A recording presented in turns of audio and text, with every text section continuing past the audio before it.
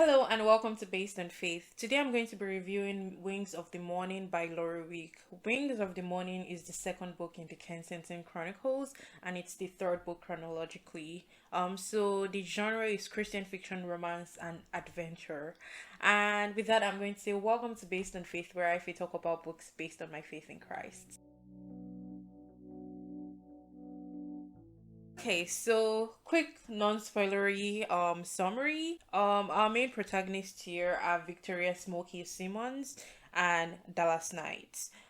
Victoria, or as she's known, Smokey, is the daughter of Clancy and the granddaughter of Clancy, who were both quite legendary sea captains who were known for like their speed and prowess on the sea.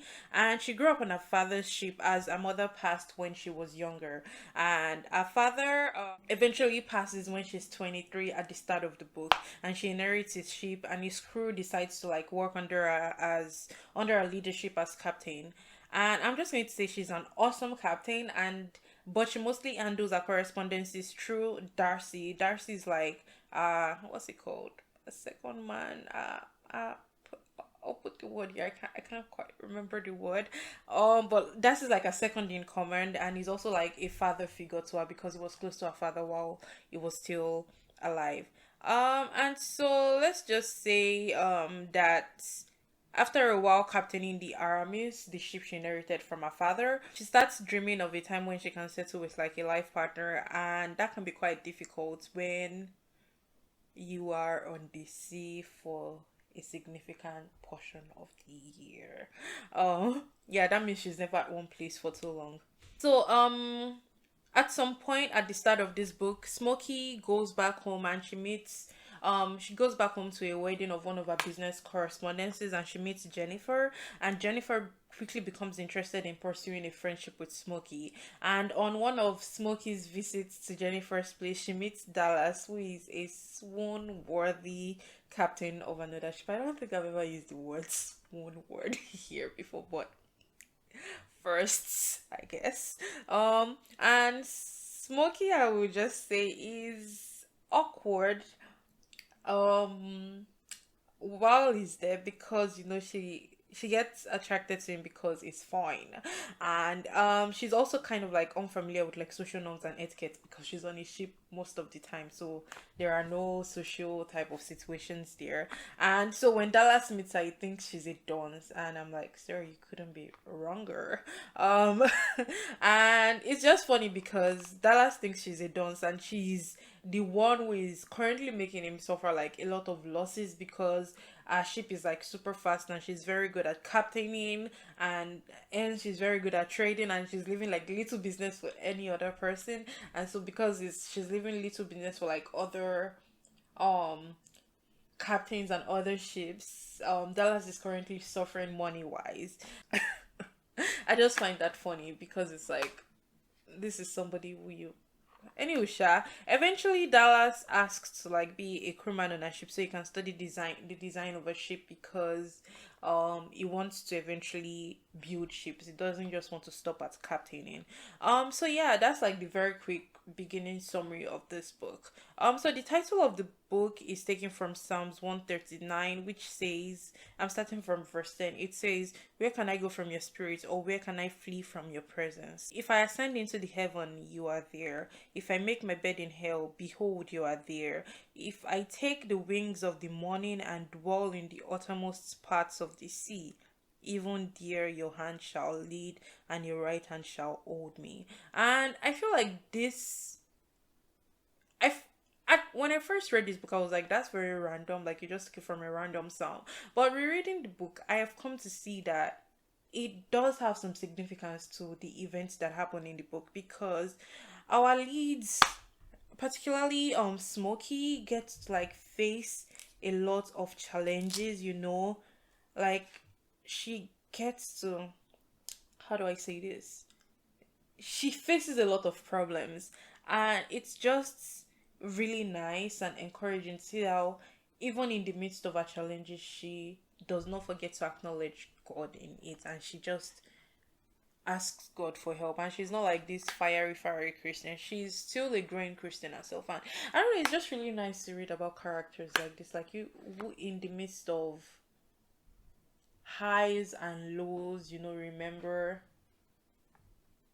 that God is there with them. So my favorite character in this book personally would be Darcy and Smokey's entire crew because they were awesome. I know times were not favorable for women there, so the respect they had for her was something I deeply appreciated. And our characters get to like encounter a lot of problems in this book. There are kidnappings, there is imprisonment, there is starvation, and there is lack of communication. Remember, people, whoever you are trying to court, dates cannot read your mind. So yeah, do with that information what you will. Did the characters feel real to me? I think the characters definitely felt realer than Brandon and Sonny from the Hawk and the Jewel. And I think I mentioned in my previous review that Brandon and Sonny actually show up in this review, and we get to see them for a while, and I felt better, I guess, about the age gap thing because they're older now. But knowing the history and reading that other book, let's not get into it because I'll get agitated. And did the story keep me guessing? I think yes, yes, yes, and yes. This story definitely kept me guessing. It kept me on my toe, and it was like a very nice adventure book. And personally, I like adventure books, so I think honestly, I can't believe I'm saying this, but this might be my favorite, my new favorite, because my favorite was always, what's it called? Who Brings Forth the Wind, but I don't know. I think I like this more because of the adventure and just the way our leads like I don't know. Maybe I should read Who Brings Forth the Wind. I should finish reading it and I should see which one I like better. I don't know. Okay. My favorite part of this book was when Smokey was fencing with someone. Like there was a certain fencing scene, and that was just like super fun. It was like yes. And this book is just like screaming women empowerment to me, honestly. And I just love that about the book. Like Smokey is a woman who should not be captaining a ship. Like she even has a small stature and type of thing, and it's like she can hold her own.